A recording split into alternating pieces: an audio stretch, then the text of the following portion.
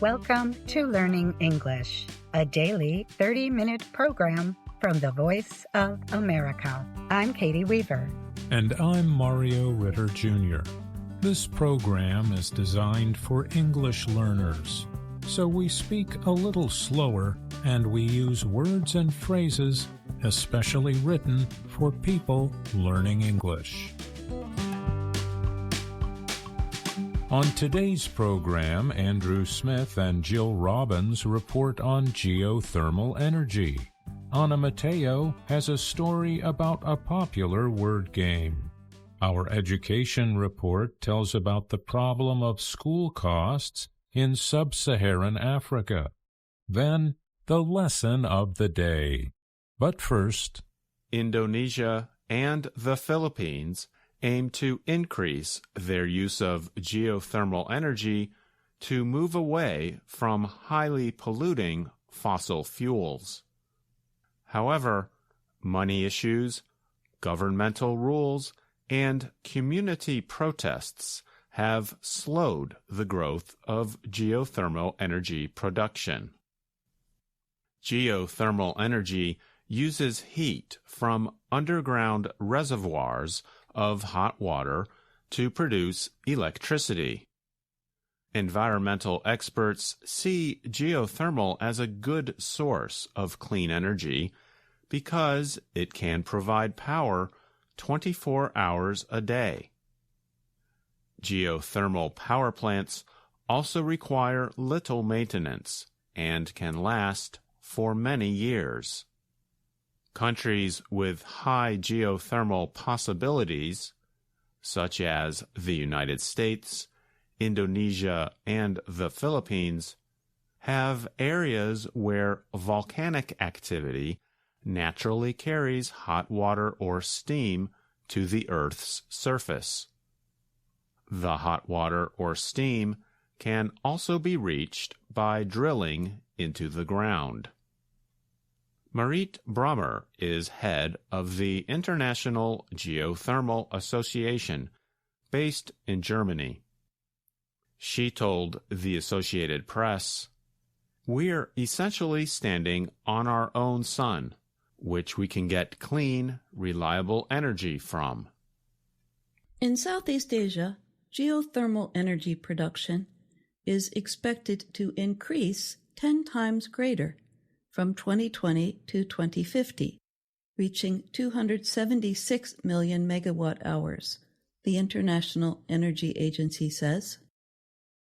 After the U.S., Indonesia and the Philippines are the second and third largest users of geothermal energy in the world.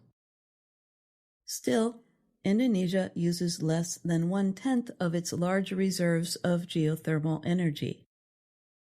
6% of the country's power supply comes from geothermal sources, and the Philippines has only developed about 8% of its geothermal resources. It makes up 14.6% of the country's energy use. Both countries plan to expand their production of geothermal energy. Indonesia aims to increase geothermal production by at least 8% by 2030. The Philippine government is targeting several projects to increase geothermal capacity by nearly 1.5 gigawatts, nearly doubling its current use. However, developing new geothermal projects is costly and sometimes risky for companies when they test and drill to look for reservoirs. That makes it hard to get money for development, said Shigeru Yamamura. He is an energy specialist at the Asia Development Bank. That's the most difficult part of developers because, in terms of money, they cannot take 100% of the exploration risk themselves, Yamamura said. The Philippine government has announced plans to auction for developing geothermal projects. The government is also preparing a smart green grid plan that centers on renewable energy. The plans may make it more likely that banks will give loans to private companies seeking to develop geothermal projects. The Indonesian Ministry of Energy and Mineral Resources says it is working to shorten the wait time to get permits for new geothermal projects. It is also considering ways to increase the amount of money companies could make from the projects. The World Bank is providing a $150 million loan to increase Indonesian investments in geothermal energy. And the Green Climate Fund and the Clean Technology Fund are providing $127.5 million.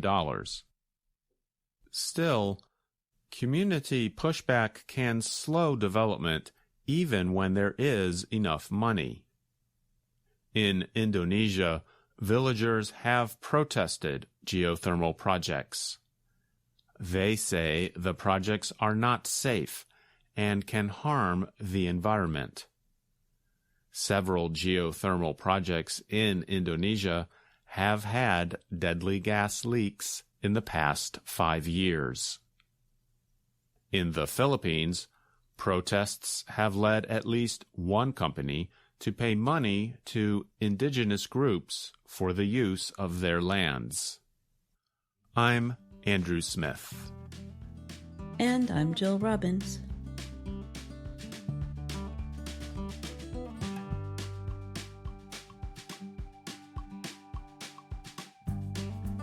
A New Zealand man recently won an international Spanish Scrabble competition, although he does not speak Spanish. Scrabble is a board game in which players form words from letters to gain points. Nigel Richards is a professional Scrabble player. He holds 5 English language world championships in the board game. But in November, he won the Spanish World Scrabble Championship in Granada, Spain. In the competition, he lost 1 game out of 24. Many people are wondering how Richards could win without speaking Spanish. Liz Fagerlund is a New Zealand Scrabble official and a friend of Richards. She recently told the Associated Press that Richards started memorizing the Spanish language Scrabble word list 1 year ago. She said he can't understand why other people can't just do the same thing. Fagerlund added he can look at a block of words together, and once they go into his brain as a picture, he can just recall that very easily. In second place was defending champion Benjamin Olaizola of Argentina. He won 18 of his games. Nothing like the New Zealanders' win had ever happened in Spanish Scrabble, said Alejandro Taranzani, an organizer of the competition.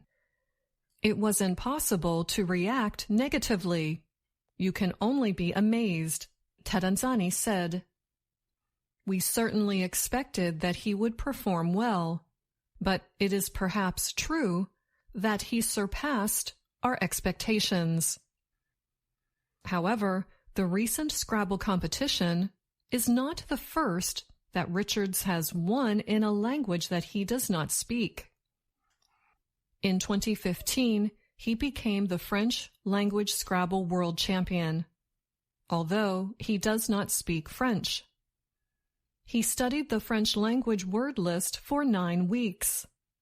He won the French championship again in 2018.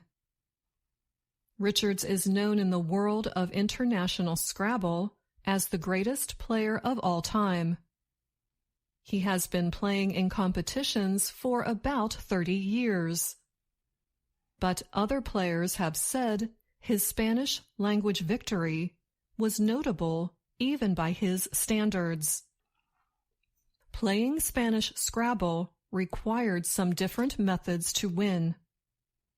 The wooden pieces, or tiles, used in the word game have different values in English and Spanish Scrabble. Richards also had to consider thousands of additional 7, 8, and 9-letter words in the Spanish language. In 2008, Richards was the first player ever to hold the world, U.S., and British titles at the same time. He had to forget 40,000 English words that do not appear in the American Scrabble word list to win in the U.S. His victories are famous in the Scrabble community. Tens of thousands of people have watched and analyzed his games in YouTube videos. Scrabble does not require players to know the definitions of words. Players only need to know what combinations of letters can be used in a country's version of the game. Native speakers have a huge leg up. American Scrabble player Will Anderson said in a video explaining Richards' Spanish win. In 2010, Richards' mother, Adrienne Fisher, told a New Zealand newspaper that he was not a great English student in school. He never attended university, and he took a mathematical approach to the game, rather than a linguistic one. I don't think he's ever read a book, she said, apart from the dictionary. Fagerlund said Richards impressed her when he arrived at his first Scrabble Club meeting at age 28. 2 years later, in 1997, he rode a bicycle 350 kilometers from Christchurch to the city of Dunedin, where he won the New Zealand Championship on his first try. Then he rode the bicycle home again. At the Spanish event, he was shy and modest, organizer Tarazzani said. But he happily had his picture taken and spoke with fans who sought him out. Although he did so in English, of course, Tarazzani joked. I'm Anna Matteo.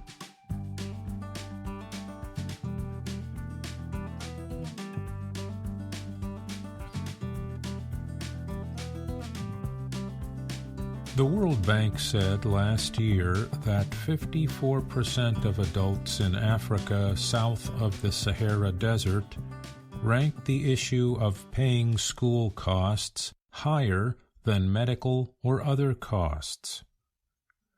The aid organization said school fees were the biggest financial worry for 40% of people in Uganda. In that country, a top government-supported school reportedly cost $700 for a 3-month term. That is a lot of money in a country where yearly economic activity per person was $864 in 2023. World Bank information shows that African countries in the area also have the highest rates of children out of school in the world.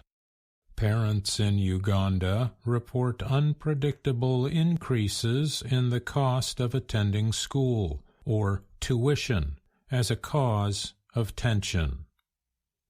Some critics are calling for laws to protect parents from exploitation.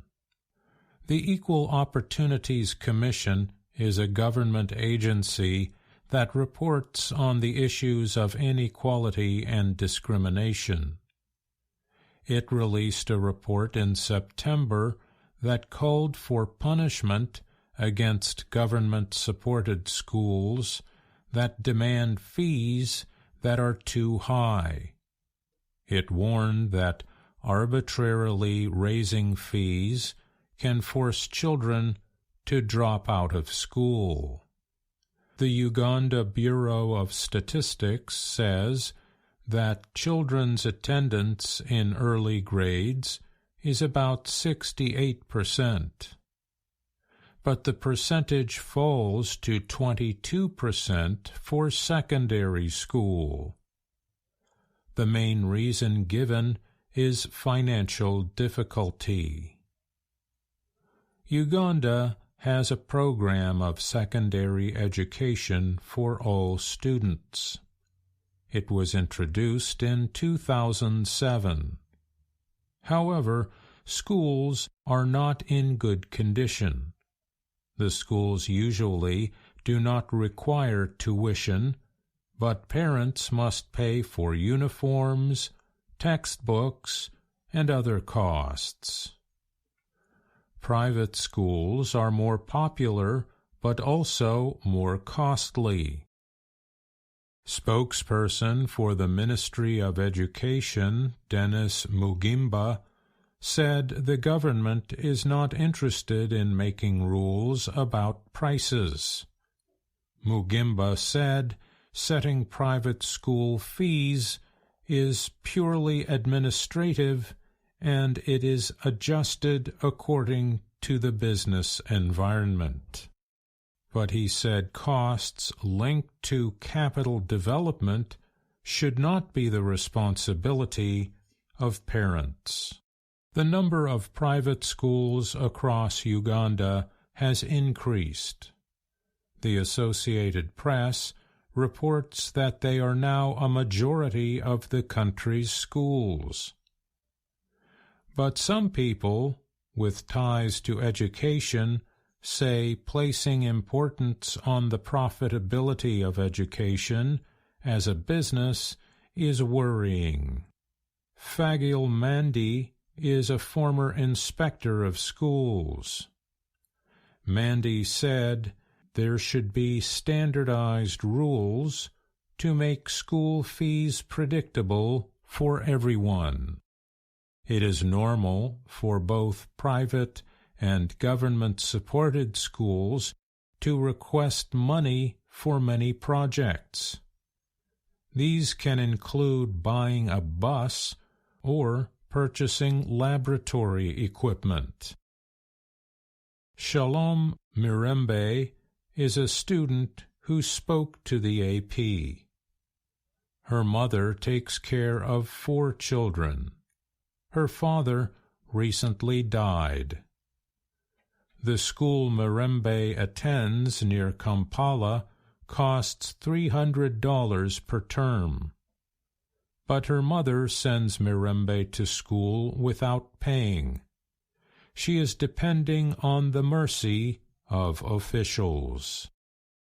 But Jonita Seguya, a teacher at Wampewo Ntake Secondary, said schools are taking measures to bar students from school if their parents do not pay. Seguya said of the school's 2,100 students, 400 are from families that struggle to pay fees. 20-year-old Mirembe is taking her final exams this year.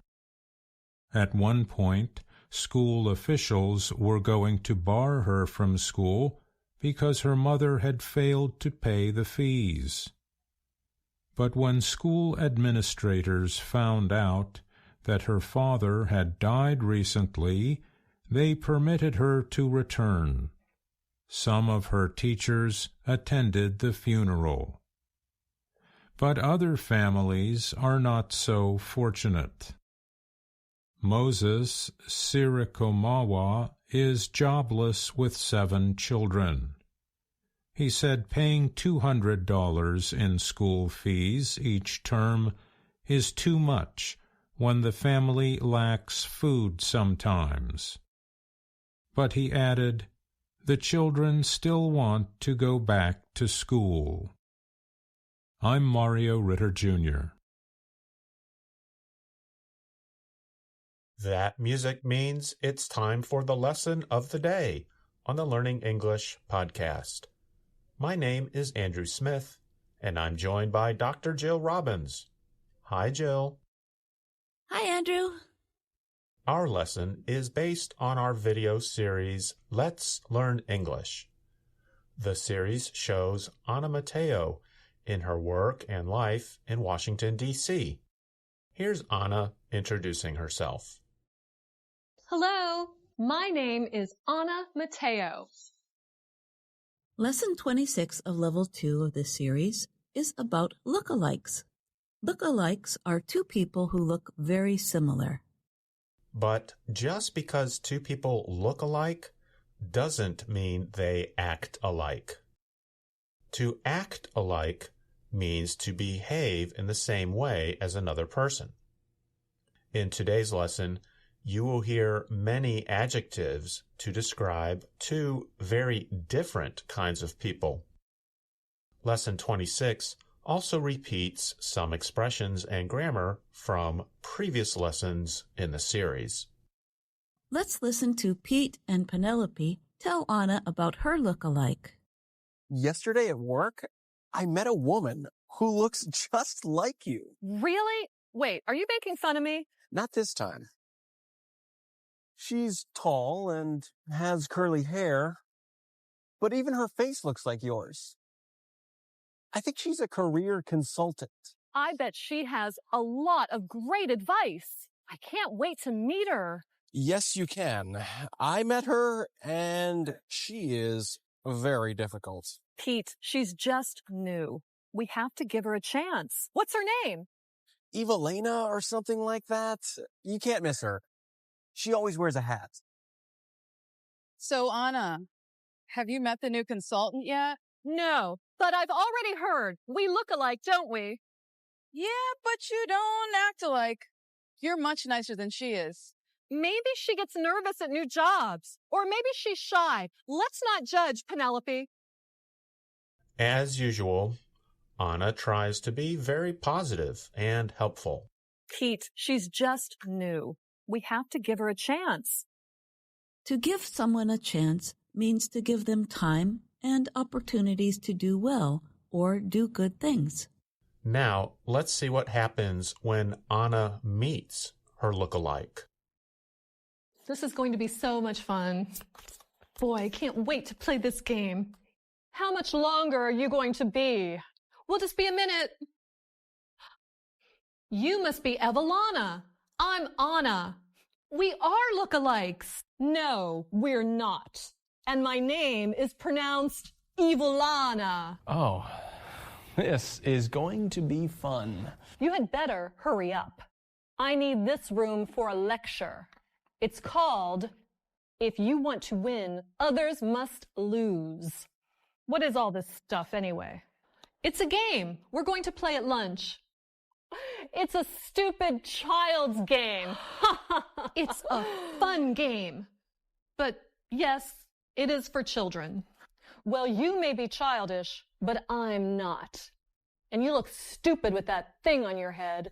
Oh, yeah? Well, you look serious with that look on your face. Come on, Pete. Let's go play somewhere else. Evelina sounds like a terrible person. She really does. For one thing, she is not polite. Instead of asking nicely, she warns Anna and Pete that they need to finish their game quickly. You had better hurry up. I need this room for a lecture.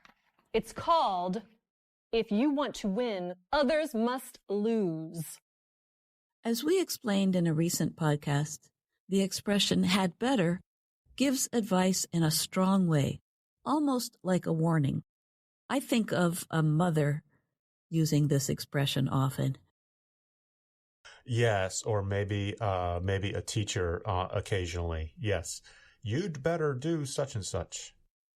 Also, Evil Anna says that Anna is childish. Childish has a negative connotation. A connotation is the feeling that people connect to a word. To be childish means not having good judgment or good control of one's emotions. So it's not a nice thing to say to an adult. However, there is another word, childlike, which has a more positive connotation. That word refers to the good aspects of childhood, such as being curious, open, innocent, and other qualities. I'm Jill Robbins, and you're listening to the Lesson of the Day on the Learning English podcast. Earlier, Andrew mentioned that Lesson 26 of Level 2 has grammar that we explained in previous lessons.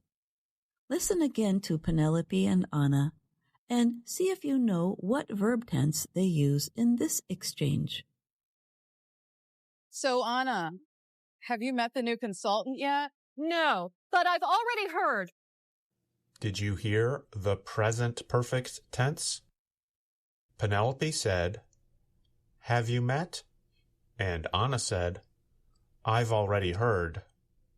That tense connects past actions to the present situation. Now, let's find out more about Evil Anna. Penelope and Anna are playing a game, and Pete asks to join them.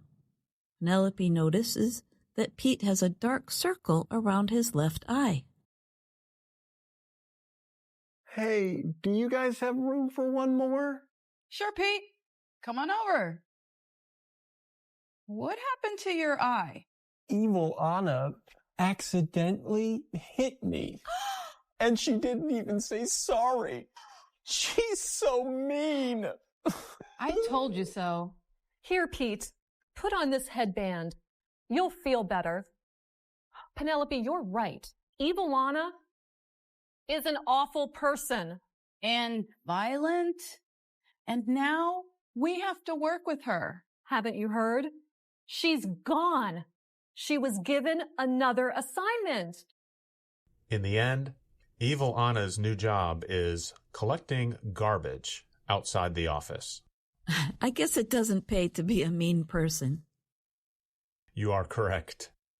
Now, let's talk about more adjectives you can use to describe a good person and a bad person. Anna used the word awful when describing Evil Anna. Penelope, you're right. Evil Anna is an awful person. Awful just means very bad. Terrible means the same thing. We can also say that Evil Anna is unkind, self-centered, mean, and thoughtless. Thoughtless means Evil Anna does not think or care about how her actions might hurt other people. And thoughtful is the opposite of thoughtless. A thoughtful person, like you, Jill, tries to think about what other people need and tries not to hurt their feelings. Hey, I just follow the golden rule. Treat others the way you want to be treated. I think that's good advice. Other words to describe nice people include the adjectives caring, generous, cooperative, kind, sweet, and considerate. Considerate means you take other people's needs and feelings into consideration. In other words, it means the same thing as thoughtful. So, just like I can say Jill is thoughtful, I can say that Jill is considerate. And you are too, Andrew. Well, thank you. I try to be most of the time. Let's remind our listeners what they can find on our website. Yes, let's do that. Each lesson of the Let's Learn English series has a lesson plan you can download for free. The plans can be helpful for both students and teachers. And remember that you can find us on YouTube, Facebook, and Instagram. Thanks for listening to the Lesson of the Day on the Learning English podcast. I'm Jill Robbins. And I'm Andrew Smith. And that's our show for today. But join us again tomorrow to keep learning English on the Voice of America. I'm Katie Weaver.